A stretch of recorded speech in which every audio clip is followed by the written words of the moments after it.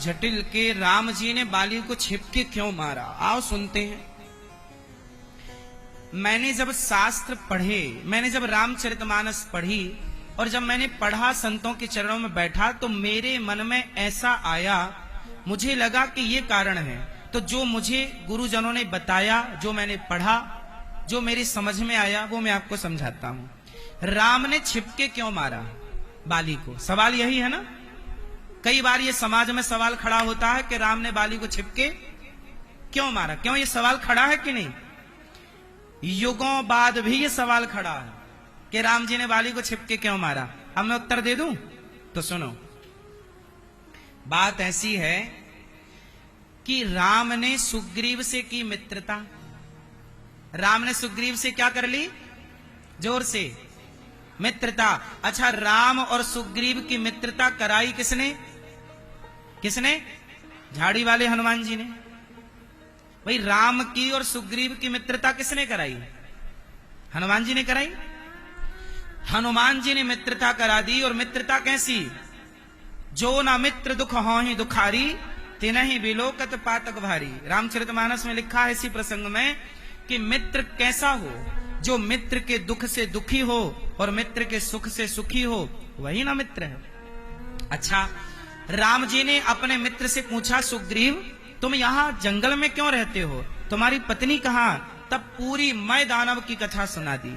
सुग्रीव ने कहा कि एक राक्षस आया, मेरे भैया बाली को ललकारा, मेरे भैया बाली उसके पीछे भागे, वो एक गुफा में चला गया। भैया बोले कि 15 दिन तक इंतजार करना, मैं 15 दिन बाद उस राक्षस को मारकर आऊंगा। लेकिन मैं 1 महीने तक इंतजार किया, बाली उस गुफा से नहीं निकले, तो मुझे लगा कि मेरे भैया को बाली ने मार दिया। और मैंने उस गुफा के दरवाजे में एक पत्थर की शिला, पत्थर रख दिया।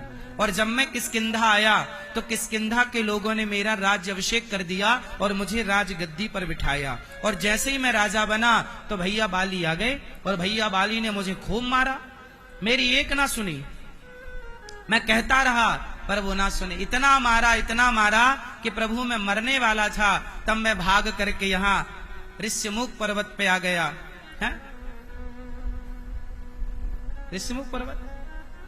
ऋष्यमुख पर्वत में आ गया और यहां आया तो ये श्राप के कारण बाली नहीं आता।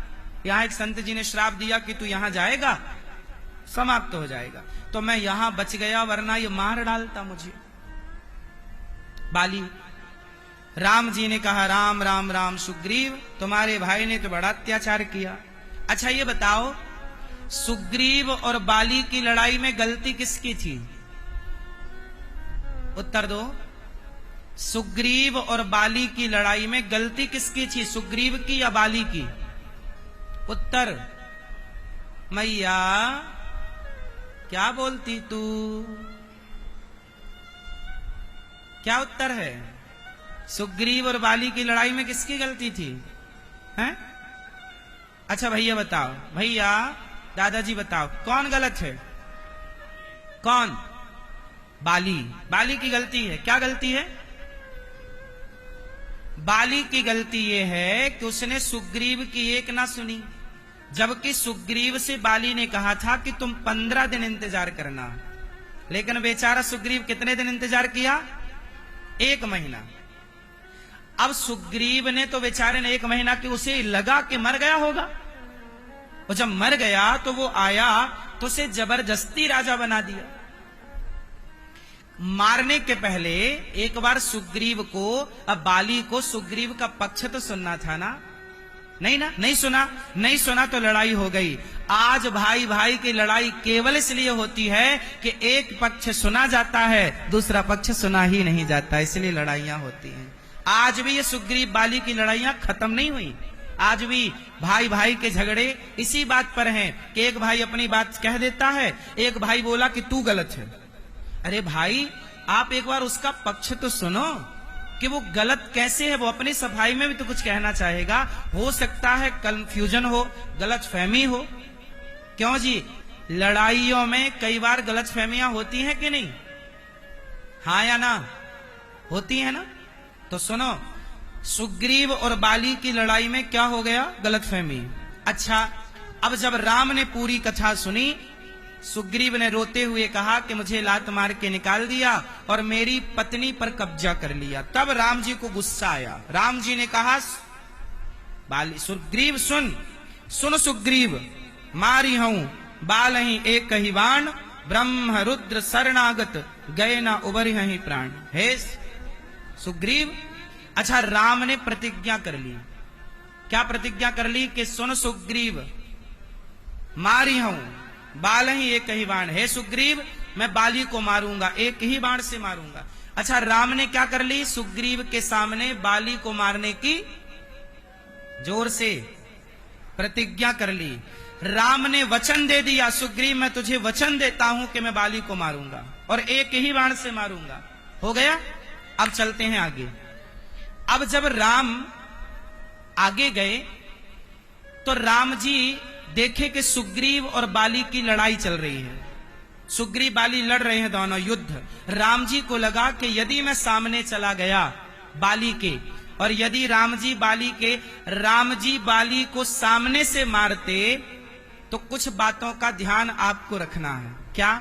यदि राम जी खड़े हो जाते बाली के आगे तो बाली क्या करता? तुरंत दौड़ के राम जी की शरण में चला जाता, क्योंकि राम की बाली से कोई दुश्मनी नहीं थी। भाई बाली राम से लड़ता क्यों, ये तो बताओ। बाली राम से, उसकी दुश्मनी सुग्रीव से है, बाली राम से क्यों लड़ता? तो जब राम जी बाली को मारने सामने जाते तो बाली सबसे पहले राम की शरण में जाता, और शरण में जाता तो राम जी क्या करते? सन्मुख हो ही जीव मोहि जबहि, जन्म कोटि अघनासहि तबहि। राम जी कहते हैं कि शरणागत कहूं जे तजहि, हित अनहित अनुमान, तेनर पावर पापमय तिनहि बिलोकत हान। राम जी कहते हैं कि जो कितना भी बड़ा पापी हो, कोटि विप्रबद लागे जाऊ, आए शरण तजिए नहीं ताहू। कितना भी बड़ा पापी हो, राम जी का वचन है कि यदि मेरी शरण में कोई आएगा तो हम त्वा सर्व पापेभ्यो मोक्षयिष्यामि मा शुचा। जो मेरी शरण में आएगा मैं उसे मोक्ष का अधिकारी बना दूंगा। यदि राम की शरण में बाली आता तो राम जी बाली को क्षमा कर देते कि नहीं? सवाल आपसे, उत्तर दो। यदि राम जी की शरण में बाली आता तो राम जी बाली को क्या करते? क्षमा। और यदि क्षमा कर देते तो फिर राम मारते ना मारते, और नहीं मारते तो सुग्रीव को जो वचन दे चुके हैं उस वचन का क्या होता? कि सुनो सुग्रीव, मारी हूं बाल ही एक ही बाण। अब आप लोग बताओ कि राम जी यदि सामने से मारते बाली को और बाली शरण में आता तो शरण में आए हुए को भी नहीं मारना, यह भी राम का वचन है कि मैं शरण में आए हुए को कभी नहीं मारता। अब राम जी नहीं मारते बाली को तो सुग्रीव क्या बोलता? कि राम ने तो मेरे को धोखा दे दिया, बोला था कि बाली को मारूंगा, बाद में नहीं मारा। तो राम पर सुग्रीव क्या लगाता?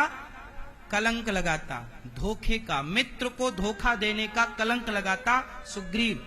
यदि राम जी बाली को ना मारते तो सुग्रीव नहीं बोलता। बोलो हाँ या ना, बोलता कि नहीं? इसलिए अब राम जी हो गए धर्म संकट में। राम जी पर दो आरोप लगने हैं। एक आरोप ये, यदि राम बाली को नहीं मारते तो सुग्रीव आरोप लगाएगा कि आपने मुझे वचन दिया था कि बाली को मारूंगा, नहीं मारा, आपने तो बाली से हाथ मिला लिया, क्योंकि उसकी शक्ति ज्यादा थी। राम पर तमाम आरोप लग जाते। या दूसरा आरोप लगेगा, अब राम जी ने सोचा क्या करूं, सामने से मारता हूं तो शरण में आता, इसलिए राम जी ने कहा छिपके ही मारता हूं, छिपके मारूंगा, ये शरण में नहीं आएगा। फिर राम जी के अंदर सवाल आया कि यदि मैं छिपके मारता हूं तो लोग कहेंगे कि राम ने छिपके क्यों मारा। तब राम जी बोले कि दुनिया यही तो कहेगी कि छिपके क्यों मारा, कम से कम मित्र को धोखा देने का आरोप तो नहीं लगेगा राम पर। इसलिए एक आरोप से बचना था और दूसरे आरोप से बच नहीं सकते थे राम जी। तो राम जी, अब ये बताओ कि दोनों आरोप तराजू पे रखे जाएं। एक आरोप सुग्रीव लगाता कि राम ने धोखा दे दिया, और एक आरोप ये कि राम जी ने छिपके क्यों मारा। यदि तराजू में दोनों आरोप रखे जाएं तो बताओ किस आरोप का पलड़ा भारी था? उत्तर दो, ब्रजवासी हमारे उत्तर देंगे। किस आरोप का पलड़ा भारी था? बोलो, कौन सा? धोखा। सुग्रीव को वचन दे चुके थे तो पूरा करना था, नहीं करते तो धोखा का आरोप लगता। तो राम जी को कोई धोखेबाज ना कह सके। लेकिन लोग तो ये कहेंगे छिपके क्यों मारा, तो कहते रहे भाई राम जी ने तो कह दिया ना कि ताही वधे कछु पाप ना होई। जिसने पराई स्त्री के साथ दुराचार किया है उसे आगे से मारो, पीछे से मारो, ऊपर से मारो, नीचे से मारो, बस मारो। उनको मारना ही धर्म है, उनको मारना ही। बोलो अच्छा ये बताओ, भगवान श्री कृष्ण भीम भैया से क्या कहते हैं? ए भीम गदा लो और जरा दुर्योधन की जंघा तोड़ दो। जबकि गदा युद्ध का नियम क्या है? ऐसा दाऊजी तो यही है ना, दाऊजी महाराज तो यही कुंड है ना दाऊजी का। अब बताओ दाऊजी, हमारे दादा दाऊ दयाल, दाऊजी कह रहे कन्हैया ये क्या हो रहा, अधर्म हो रहा है। क्या अधर्म हो गया दाऊजी? बोले ये दुर्योधन की जंघा पर वार कर रहा है भीम, जबकि गदा युद्ध का नियम है कि गदा को कहां नहीं मारते, जांघों पर। गदा का प्रहार कहां नहीं करते? बोलो कहां नहीं करते? जांघों पर नहीं करते। ये अधर्म है। कौन बोला? दाऊजी बोले भगवान श्री कृष्ण से, भीम मैं तुझे मारूंगा। दाऊजी बोले भीम। अब भीम तो डर गए क्योंकि भीम के गुरु हैं दाऊजी और दुर्योधन के गुरु भी हैं दाऊजी। तो दुर्योधन तो खुश हुआ कि चलो गुरुजी आ गए, लेकिन भीम डर गए कि अब तो दाऊजी मार डालेंगे, क्योंकि दाऊजी का गुस्सा तो गुस्सा है। अब दाऊजी गुस्सा, मार दूंगा तुझे भीम, तूने अधर्म से, तुझे सिखाया है कि गदा का प्रहार जांघ पर नहीं करते, कमर के नीचे नहीं करते, तूने क्यों किया? तब भगवान श्री कृष्ण बोले वाह दाऊजी वाह वाह, आज आपको याद आया कि दुर्योधन ने अधर्म किया। तब आप कहां थे जब श्री दुर्योधन ने द्रौपदी को कहा था कि द्रौपदी आजा, मेरी जांघों पे आके बैठ जा? तब क्या यह धर्म था? दाऊजी बोलो क्या यह धर्म था? जब भरी सभा में द्रौपदी के कपड़े उतारे गए तब वो धर्म था दाऊजी? दाऊजी चुप। भगवान कृष्ण के आगे थोड़ी किसी की चलती है। कन्हैया टेढ़ी टांग वालों यूं ही थोड़ी कहलाए, सबन को चुप कर दे। दाऊजी बोले कन्हैया तुम कहना क्या चाहते हो? तब भगवान श्री कृष्ण बोले कि बाबा दाऊजी ये अधर्मी है, दुर्योधन पापी है और अधर्मी को अधर्म से मारना ही धर्म है। इसने कौन सा धर्म किया बताओ? भरी सभा में एक नारी के कपड़े उतारना, जो कि रिश्ते में वो नारी इसकी सगी भाभी लगती थी। द्रौपदी दुर्योधन की क्या लगती है? बोलो भाभी है ना। धर्मराज युधिष्ठिर की पत्नी और धर्मराज बड़े हैं, दुर्योधन के बड़े भ्राता ही तो हैं धर्मराज। तो बड़े भ्राता की पत्नी भाई की पत्नी भाभी, भाभी को हमारे यहां माता कहते हैं। तो दुर्योधन की रिश्ते में क्या लगी द्रौपदी? बोलो माता। दुशासन कपड़े उतार रहा है, दुशासन के रिश्ते में द्रौपदी क्या लग रही है? भाभी माता ना होती हैं? माता। तो ये कपड़े किसको उतार रहा है? दुशासन। दुर्योधन किसके? माता के। भरी सभा में अपनी माता को निर्वस्त्र कर रहा है। दाऊजी क्या ये धर्म था? तब दाऊजी चुपचाप चले गए। कुल मिलाकर के बात यह है कि कई बार अधर्म हमें लगता है कि ये अधर्म है, पर वो भी धर्म होता है। ऐसे ही भगवान राम ने बाली को छिपकर मारा, वह भी धर्म है। इसलिए राम को क्या कहते हैं? रामो विग्रहवान धर्मः, राम ही धर्म है। राम ने जो किया वही धर्म है। भगवान कृष्ण ने जो किया, जो भगवान ने कहा वही धर्म है। इसलिए आपको हम केवल इतना कह रहे हैं कि बाली जब मरने लगा तब बाली ने राम से कहा प्रभु एक मेरी प्रार्थना स्वीकार करो। क्या? मेरा बेटा अंगद है। तो राम जी का हाथ पकड़ा, अंगद का हाथ पकड़ा और राम के हाथ में अंगद का हाथ रख दिया। राम जी से बोला प्रभु मेरी जिम्मेदारी पूरी। एक पिता का कर्तव्य तब पूरा होता है जब उसका बेटा सही हाथों में चला जाए।